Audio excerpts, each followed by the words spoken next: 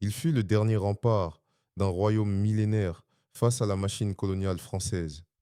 Son nom était Béanzin et il ne plia jamais. Au cœur de l'Afrique de l'Ouest, le royaume du Dahomey régnait depuis le XVIIe siècle sur les terres de l'actuel Bénin.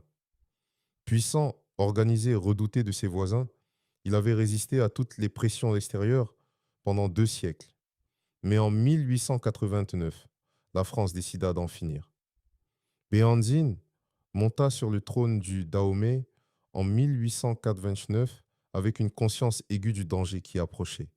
Il modernisa son armée, négocia des livraisons d'armes avec les Allemands et refusa catégoriquement de soumettre son royaume au protectorat français. Lorsque les troupes du général Alfred Amédée Dodds envahirent le Dahomey en 1892, Béhanzine opposa une résistance farouche.